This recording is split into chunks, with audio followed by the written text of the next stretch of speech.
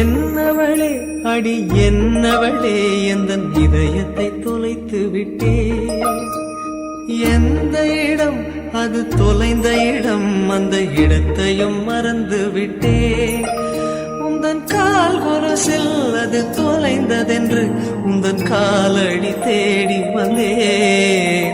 காதல் என்றால் பெரும் அவஸ்தை என்று உன்னை கண்டதும் கண்டு கொண்டே.